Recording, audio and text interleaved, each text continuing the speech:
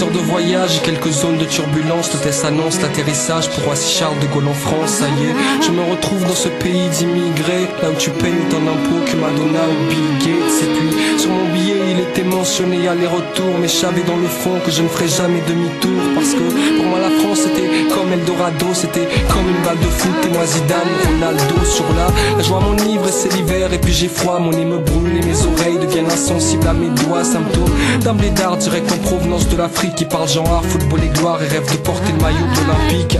La vie est belle en peu de temps, je suis à la school, j'ai 17 ans puis je la trouve honnêtement facile et trop cool. Ah ouais, j'ai l'impression qu'en France l'école c'est trop facile, mais dans mon bled, dans nos écoles, ta matière grise on te l'assassine direct. J'ai les notes ainsi que les bonnes appréciations, souvent les encouragements, parfois les félicitations. Et puis pour les profs je suis comme un génie en action, une exception, alors qu'en fait je ne fais que bosser les leçons. J'aimais tellement ce pays que je trouvais tellement relaxant, je me sentais français comme un blanc malgré ma couleur et mon accent.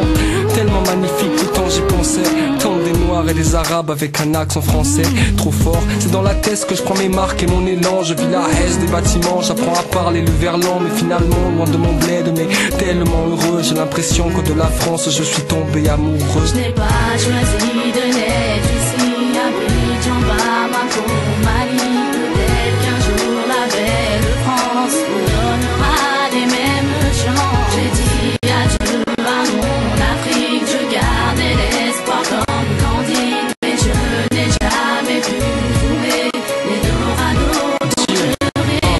Petit à petit je m'épanouis puis je m'intègre, c'est pas mal. Et puis cette France si magnifique commence à devenir banale. Et puis y'a les darons qui gentiment me font comprendre que je commence à coûter cher et qu'il est temps de m'entreprendre. Ok, de toute façon je suis de nature débrouillard, et puis pour gratter mon pourboire je suis prêt à taffer mes mots noirs. Alors le soir même je gratte une lettre, un CV. Quelques semaines plus tard des entretiens se sont succédés. Chaque fois je me présentais avec la classe la plus totale, et chaque fois les directeurs c'était la même réponse vocale, poteau. Pour ces embauches j'ai fait le maximum en cours, au défourail en les concours, malheureusement sans carte de séjour. Je comprenais pas mais je te jure que j'avais mal qu'on me parle de ma couleur ou de ma carte nationale. Alors le soir même les couilles en plein dans le pantalon, je me dirige vers le salon et puis j'en parle à mon daron. Putain, j'aurais pu voir mon daron traiter les cieux, mais j'aurais jamais cru que mon daron pouvait baisser les yeux. C'est là que j'ai compris qu'il ne voulait pas me dénigrer en me disant la vérité, que je suis sans papier, non un immigré. Et là j'ai mal et puis tu sens au lieu des larmes, j'ai la rage comme un esclave et puis je pleure de toute mon âme. Et finalement loin de mon bled mais tellement malheureux, j'ai l'impression que de la France je ne suis plus amoureux.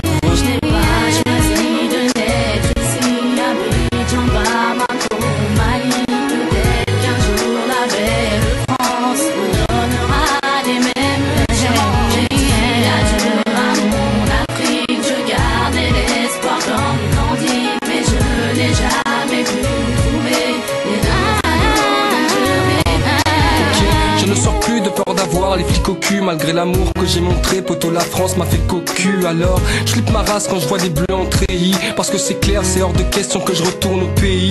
Et puis j'évite de faire le zouave, j'évite de faire le fou, j'évite les boîtes, les soirées, les embrouilles, les mouvements de foule, de peur de me retrouver tout près de flics du terre-terre. Ouais j'ai peur de subir les lois du nettoyeur au Karcher. Ouais j'ai peur, je pète un câble, mec je deviens fou. Et tous les soirs c'est des cauchemars de flics en patrouille qui me foutent. Moi j'en ai marre de mes ennuis, mes proches je les envie, ainsi que mes potes et mes amis. Je veux la France à Mélanie, il ne me reste plus que l'église, là où je prie, où je lougote. Moi je t'envie tant qu'à ce putain de droit de vote. Putain, je ferai tout, j'irai même voir les marabouts s'il le faut, pour ne pas voir le Pénessarc au deuxième tour. Et puis la discrimination, notre première douleur. Si je suis noir et que t'es blanc, c'est pour que tu saches qu'un homme n'a pas de couleur. Ni dans le Coran, ni dans la Bible, il n'est nulle part écrit qu'un homme à sa création était blanc ou était noir, poteau.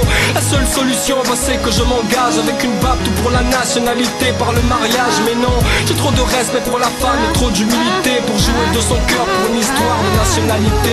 Seigneur Dieu, je ne t'ai jamais renié, ma foi en ta parole, je ne pourrai jamais la nier. Je sais qu'un jour mon Dieu, tu viendras bénir mon destin. En attendant, je garde la foi, puis je me contente de rester clandestin. À tous mes frères, chrétiens comme musulmans, à toute la France, que ce soit du peuple jusqu'au gouvernement, arabe ou noir ou étranger, levez les mains, que la France n'oublie jamais qu'en règle ou pas, on reste des êtres humains.